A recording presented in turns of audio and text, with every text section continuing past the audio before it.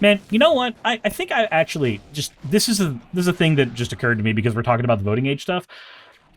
I've been wanting to do a video, just in general, going over the fact that the thing that you consider common sense, or that most people consider common sense, is not that. And I don't want to get into like the philosophical weeds about it, but if you are watching, let's have the very, very brief conversation. And you know what? The video is going to end up being 48 minutes long, so of course it's not going to be as brief a conversation as I want it to be, but I have no control over that. I don't know what happens when I start yapping. I just do. But I want, real quick, in the comment section of this video when this goes on YouTube, I want you to tell me what your definition of common sense is. Give me your definition down below. I'm going to give you my definition. My definition of common sense is whatever accumulated biases you have gained up until exactly this moment in time. I think that's a pretty apt descriptor for what common sense is. It is whatever biases you have that you've accumulated up to this moment in time. These are the things you consider base assumptions about everything because, again, these are the biases you have. You consider certain things common sense. Somebody says men can't get pregnant, and that is considered a common sense position, and they don't consider the fact that gender is, in fact, a thing that is a little more flexible than people want to admit sometimes. And then suddenly the person that they consider a man, that they would give all the rights of a man and all the expectations of a man, and they find out that man has a coochie, and a working womb, because either that man is somewhere on the intersex spectrum, or alternatively, that's a trans man. You thought that men couldn't get pregnant, and then an example came that showed that there is at least a set of them that can. So, again, your common sense, whatever you consider common sense, is just whatever biases you have at that moment. And this is evidenced by the fact that there are phrases like common sense isn't that common, and the fact that what one person considers common sense is not going to be in line with what another person considers common sense. A lot of things that are considered common sense for how you greet people in the northern parts of the United States are not consistent with how people operate in southern parts of the United States. The idea of southern hospitality, where you are as insulting as you possibly can be, because the way we say the R slur is by saying bless your heart, or we say that you're touched, and that is our way of getting around slurs we ought not say. The fact that those things are common sense to people in the South, and it might not be common sense to people in the North, again, common sense is a thing that technically does not exist the way we understand it. It is just your accumulated biases in general. So, let's go ahead and take another thing that is based on your accumulated biases, and that is politics. What is political? So, on my Magic the Gathering channel, oh god, I just died to the butcher in one hit. Huh. Fuck me, I guess. That's not what I intended to happen there. As an example, there's a guy who was on my Magic the Gathering channel who, when I was talking about the unionization of the Magic the Gathering arena team for Wizards of the Coast, they said that I did not subscribe to your channel for politics. You should definitely keep that on the other channel. There's a reason that I did not subscribe to your politics channel. I'm here for cheat decks and nothing more. I said, okay, cool. Now, let's go ahead and note two things. One, in the video that I was talking about, I was focusing on the whole trans part of the union conversation, where Wizards of the Coast had inadvertently or purposefully, depending on which version of the story you'd like to adhere to, dead-named a lot of their employees. Now, for me, not dead-naming is common sense, but it might not be common sense for somebody else.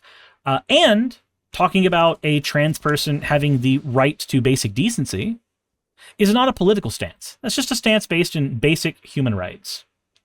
That's basic human decency. If somebody says that they don't like their full name and you call them a nickname instead, and that is a basic thing of human decency. Somebody just really does not like the name that they were given, and so you call them something else. And yet somehow, once it's a trans person, we have a different set of rules, where suddenly that ability to give that basic bit of respect is up for grabs. It is up for debate. I think that that's not common sense. I think that's very stupid. But for some other people, it's common sense because of what they say is written on their driver's license, despite the fact that they don't have that exact same opinion whenever it comes to nicknames. Because, like, if you call me Christopher, I am going to think that I'm in trouble. Because nobody fucking calls me by my first name as a full name at all. And the amount of people who even call me by my actual legal first name, even shortened, is becoming shockingly smaller by the year. To me, the basic decency, the basic respect that you should be giving people when it comes to calling them by their preferred names is both common sense and not a political stance. And that's basically what that video was about. And yet, I was told not to be political. I'm just curious, what's political about being trans? Well, 30 years from now, probably nothing. As in, what's political about being gay? Well, as of 10 years ago, significantly less now than there was when we were fresh off of Obergefell. There's nothing political about being black by comparison to being in the 50s. There's nothing political about being a woman by comparison to what we had in the 20s. Other 20s. It's been 100 years. Somebody who was apolitical in the 20s had their default biases. Their politics, insofar as they considered themselves having any, were whatever was basically considered common sense at the time. And basic common sense in the 20s was that women ought not vote. Basic common sense in the 40s was that segregation was good, actually. Basic common sense in the 90s was that gay people should not have access to marriage. They should have access to something called domestic partnerships at a federal level. Those were all common sense positions of the time. They were accepted positions of the time. They stopped being accepted. A lot of those things stopped being accepted positions for a while. Now, granted, if you're somebody who's really, really conservative, maybe that's a little different. Maybe what you consider an acceptable position is a little further to the fascist side of things than what I consider okay. But if you consider this person has a right to basic human respect to be a political stance, then I'm curious about what other things you consider political. Because at that point, it just means that, like, fucking gender is political. Like, what is your gender? Is it male, is it female, or is it political? And at that point, I'm not even saying it as a joke. I'm saying that because that's what it fucking feels like at some point. Astrostorm says wearing jeans was considered political in Poland in the 70s. It was considered political here, too. It was considered a sign of degeneracy in women here. Like, can you imagine the world where a trans woman is considered dressing not as her gender merely because she's wearing jeans that, like, perfectly form around her ass? And that's the thing that gives her euphoria, but society around her considers jeans to be largely only allowed for males? It's a weird, fucked up world at that point, isn't it? Another thing that's common sense. For me, it's common sense that people should be allowed to wear what they want. I think this is based in not only human decency, but also I think this is based in the basic reality that everybody should be allowed to wear what the fuck they want. You, as a regular individual out in the world, don't get the authority over what I wear. You may have a preference over what makes you comfortable, but your comfort is not my goal when I go outside and wear clothes. My comfort is my goal when I go outside and wear clothes.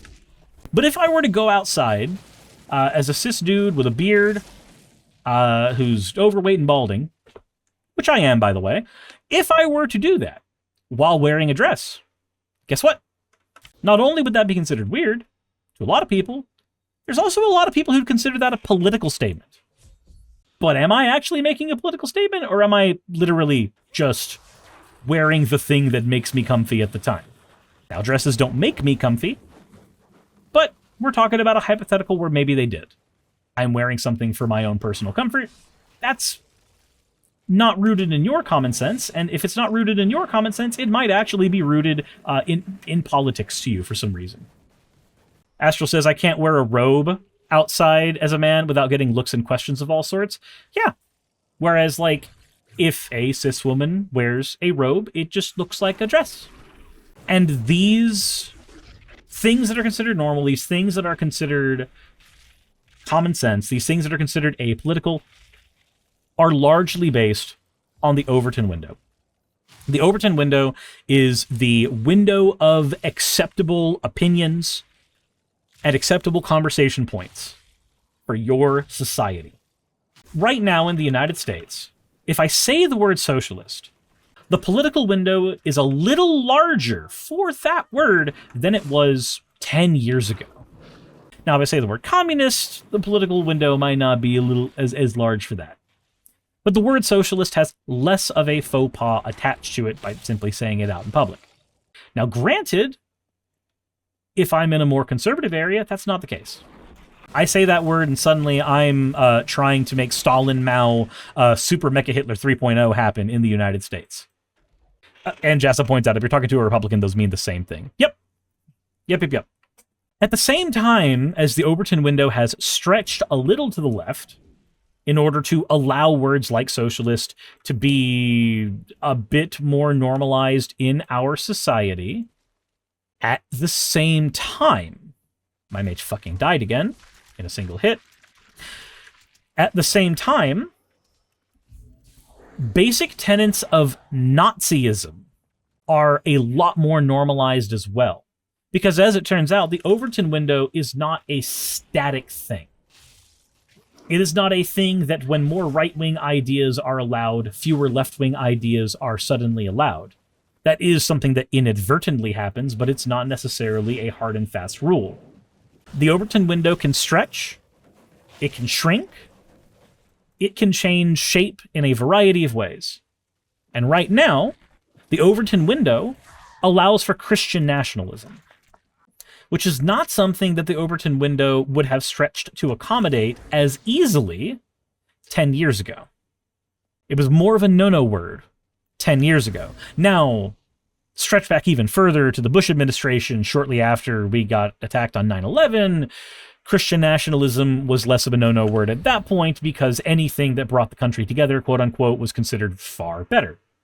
Sucker says, it's the range of acceptable discourse. Things towards the edge of it are often considered political, even if they aren't actually political. Right. So, I'm going to give you a definition of what actually political means to most people. And let me know in the comment section what you think political means. But for me, I feel like, generally speaking, the word political just means that thing that's outside my personal Overton window, that thing that is outside my, not necessarily my understood common sense, but certainly something very close to it. That thing that is outside what I consider the norm, which is a whole lot like saying that thing I don't like. Politics is what happens when we're talking about a thing and I don't like it personally. Your definition of that may change. Your definition of that may be very, very different than what mine is. But typically, the lived experience that I have had talking to people about politics is political is just something that they are uncomfortable with, something that they do not like, which is certainly not the same thing as what somebody in the comment section might try to argue their definition of political is. But it's been my experience. Soccer says, for me, political is things pertaining to politics, which makes don't be political confuse me. Also, like, political being things pertaining to politics.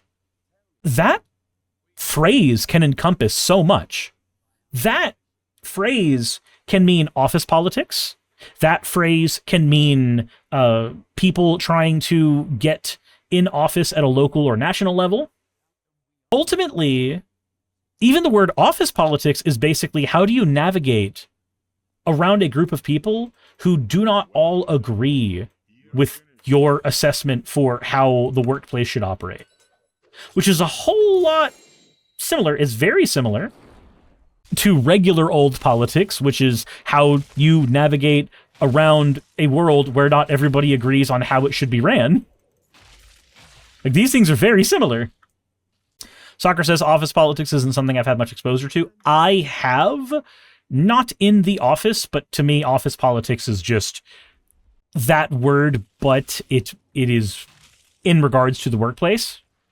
Sean says also your deck building videos often talk about politics because you always talk about being political when it comes to talking to the table.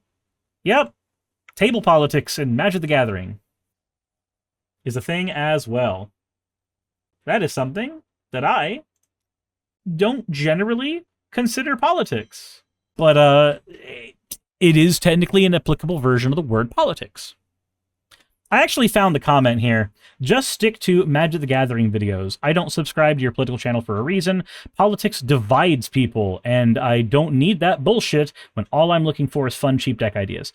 On the surface, I kind of understand where you're coming from. You do not want it in your entertainment. But let me ask you a question real quick. If I'm watching Avatar, am I watching a political show? I am watching a show that has several critiques about how power ought be distributed. I am watching a show that has several critiques about how revolution should be done. I am watching a show that has several things to say about what is considered okay for empirical expansion. These are all political statements. These are all political things. So am I watching a political show? Well, most people would say no. Now move on to Legend of Korra, and suddenly we get the conversation about benders versus non-benders. Is that political? Well, is the bender versus non-bender argument any different than arguments about people with disabilities? It's a fucking allegory for it. It's the same thing. Whether or not you consider it political, because there are plenty of people who considered Korra a non-political show up until the point where she had a lesbian fucking relationship, the show is still political. You could say, I don't want you talking about politics in Magic the Gathering, but, like, should Yawgmoth have been allowed back into the Thran Empire after his exile? We're talking politics now. Internal politics to a story, but we're still talking politics. So what this reads to me more is, don't talk about real life politics, because you can't make the argument. Jessa says, I thought it was more of a race thing than an ableism thing. So the concept of people who are born without the same abilities of others getting different treatment than the people of others doesn't strike you as something that could be allegorical to disability? I'm not saying that it can't be a race thing too, but my read on it was disability. It easily could be race as well. I think it would be closer to say it's a bit of column A and column B, more than it is one thing over another. So if it's, I don't want real life politics in my stuff, well, again, what is real life politics? Because real life politics, if I talk about going out to the gun range, that's politics to somebody, because they have an opinion over whether or not I should be allowed to own a gun. Whether or not I meant this to be a political conversation, I just said I like the big bang boomy shoot. That's all I did. So let's see where this goes. This person does point out politics is in everything, but there doesn't need to be more added in for no good reason. No good reason? So, just out of curiosity, for me personally, I think that talking about Wizards of the Coast, a company that makes my favorite, at the time of writing, card game in the world, I think that company making financial decisions I disagree with, and in so doing, while they were resisting the union, dead-naming trans people, is something that I disagree with. So when you say that don't bring it up for no good reason, I am a person who is dating a trans woman who has several friends who are trans, who have friends who are working at Wizards of the Coast, well, one friend working at Wizards of the Coast, and I make content about this game that largely pays for my bills on top of the other content that I do. It is a thing that I am known for on the internet over and above my political content. So for me, I have plenty of good reason. It's within the scope of my conversations for Magic the Gathering, because it's about Wizards of the Coast. It's about a thing Wizards of the Coast did, so it's within that scope as well.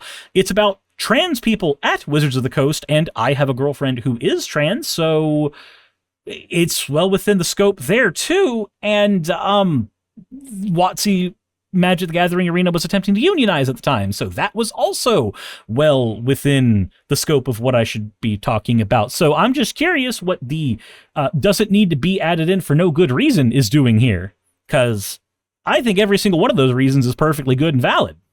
So I said, I appreciate the feedback. However, may I ask a follow-up question? What political stance did I take? I only got a few minutes in before I was bombarded by trans this and that. I like your Magic the Gathering videos, but I don't really like politics. I recognize you want people to be more civil and respectful in their comments, but an hour-long video with a load of politics in your Magic the Gathering channel isn't it. I had to stop the video as it wasn't even about being civil. It was just you disagreeing with right-wing comments. I'm an atheist and an anti-theist, but I don't want to hear left-wing views either on a channel that's meant to be about Magic the Gathering.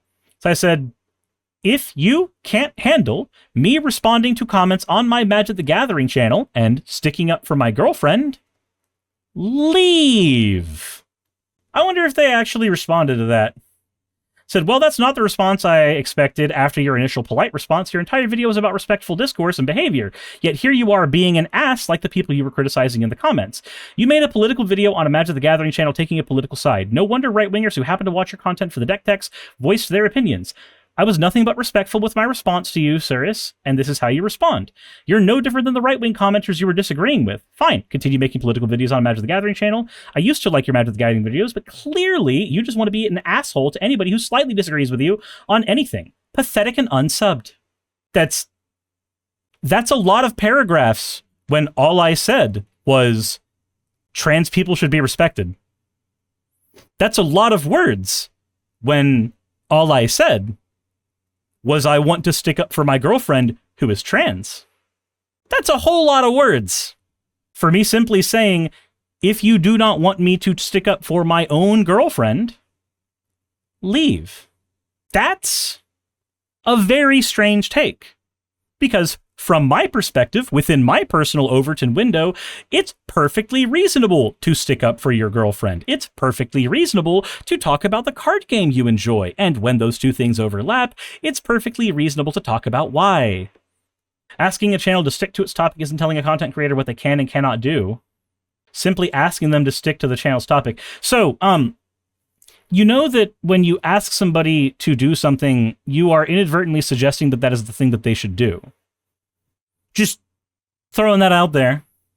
Just throwing that out there. Now, these conversations happened 6 days ago. We're gone now. Simply asking throws highly emotional variant in response. You know, here, let's do this real quick. Just do this one quick. Real quick question. What's political about being trans? Like, I'll just throw that out there. Maybe they'll respond, maybe they won't. I don't care. I care a little bit. I care enough to be entertained by it. But this is why I wanted to make this video in the first place. This is why I wanted to have this conversation in the first place. Because to my thinking, I believe that being trans should not be considered political. I recognize that it is. I recognize that it's considered political, and that bothers me. I can't do a whole lot about that. I would like to move into the world where being trans is considered the same way as being gay. Not a political stance, just something that you happen to be. Though even that one increasingly isn't going to be the case if Obergfell falls. So, you know, it's just a thing to think about. Anselin says, time to content farm the troll. I don't think they're being a troll. So here's the thing. I think that they are being very, very consistent with what they want. I just think that the thing that they want is both inadvisable and silly. Because if I'm not allowed to talk about trans issues, or you don't want me to talk about trans issues, regardless of the why, you are inadvertently telling me that you would rather me not stick up for my girlfriend. You are inadvertently telling me that you would rather me not stick up for my friends. You would rather me stay quiet about them and their plights. Because that's what that ultimately is. You are asking that. Dry says, okay, I've subscribed to the Magic the Gathering channel. And now it's been equalized. The unsub got resubbed. Jessa says they can go back to watching Jeremy. Also, can I just say a thing, like, in regards to Jeremy? Like, we all already have the agreement that he's kind of a talentless hack. But can I just say, I've said this before, there is one kind of content that I think is the bottom of the barrel content ever in card games. And right now, the bottom of the barrel content for card games is pack openings. Booster pack openings are some of the most boring, some of the most zero effort content one can make. Now, there may be reasons to do it personally. There may be people who have an audience that is specifically there for. But my personal opinion is that I do not find those videos entertaining. I do not find them mentally stimulating. I do not find them even relatively good. And yet, that is the only thing that the Quartering makes on his channel about Magic the Gathering. Here, we go to Unsleeved Media. 185,000 subscribers. And let's look at what he's got. Videos. I can't believe it. And it's a booster pack of the Dark. Best box ever. Legendary Magic the Gathering Lorwyn Collector's Box pull. I doubled my money. Lorwyn Eclipse Collector's Box open. But hey, at least he made a video talking about a person getting shot over Pokemon cards. As at least that. Failed MMO Ashes of Creation CEO spends millions on Magic card. Finished. At least you're talking about other things.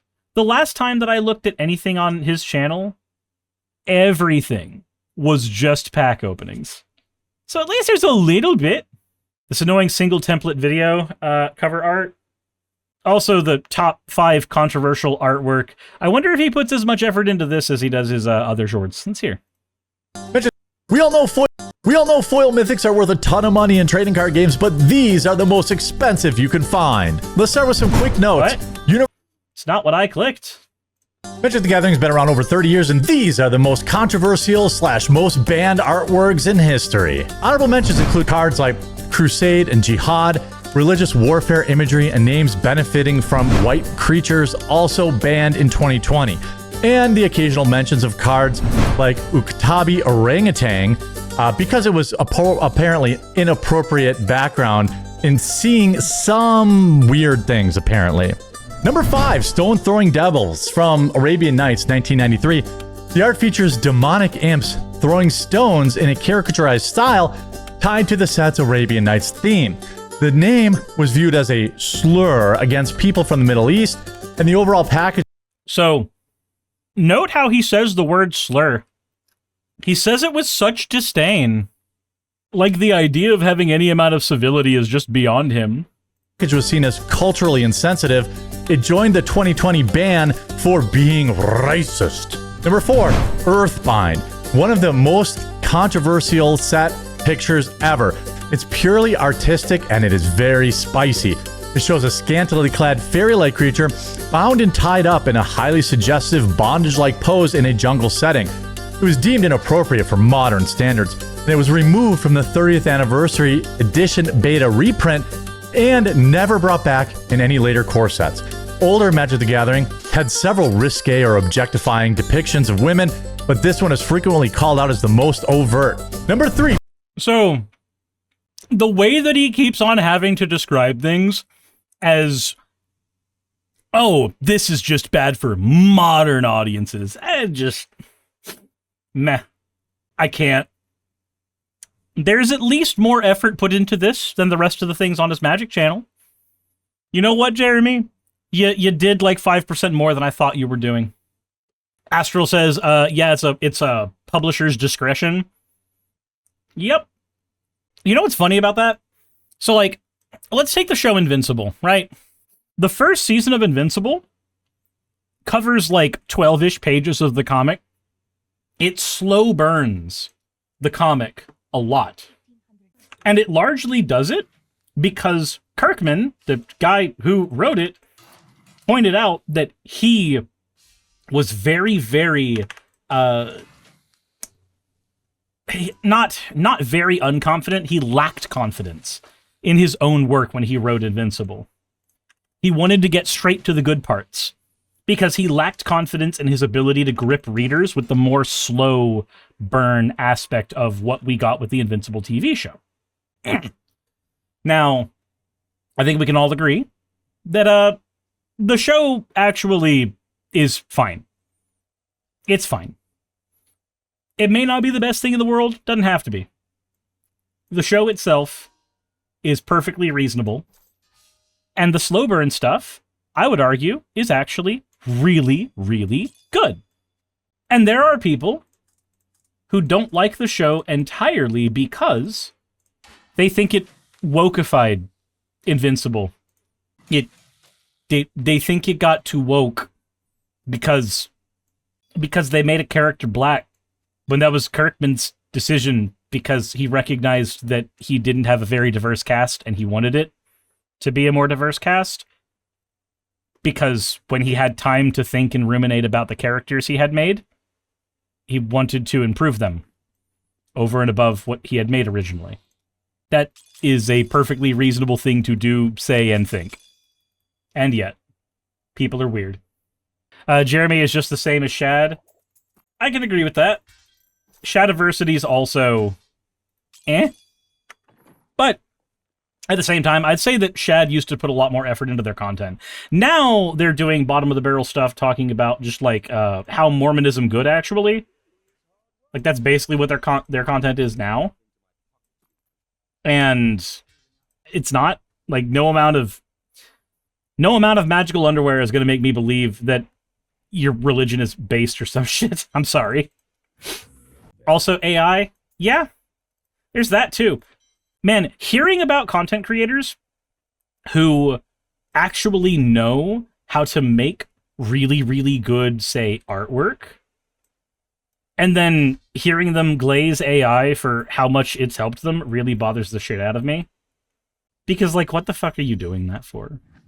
If you know how to do a thing, but you're trying to speed it up with AI, then it feels like you don't give a shit about the actual craft of making things. You care about something being finished. You care about getting a product at the end of the day. And you care about getting that product more than you care about any other aspect of what you're doing. Will says, I enjoyed his video about using magic in combat, but I can't really go back and watch it again. So, like, I remember talking about using dual swords and, like, actively shouting out Shad's video on using a double-sided sword in combat as one of my, like, bits of evidence that actually this is viable and plausible. I remember doing that and knowing kind of what he is actually under the hood bothers the shit out of me. Shad, I've seen and heard your book, your non-sexual preferences are not included. Anyways, I wanted to get a whole thing off my chest in regards to that. The things you consider common sense, not really common sense. The word common sense doesn't even encompass a set of things we can all agree on. On top of that, the things you consider political aren't really political. They're just the things you don't agree with, and therefore they're outside of your Overton window. That's all. Hey, you made it to the end. I want to give an extra thanks to the patrons who allow me to do this full time. I want to thank Aaron Rail, Astral, Britzkrieg, Jemshin, Poundini, Red Joker, Victoria, Jonas, Craig, Tarika, Fireshard, Smiling GM, John, Dren Hadamada, Creeper, Sagitta, you know I'm not saying that last part, Sylvie Snow, Valis of Seraph, Ottoman Angel, Rooster Rachel, and Fire Panda, who are all my $20 and up patrons.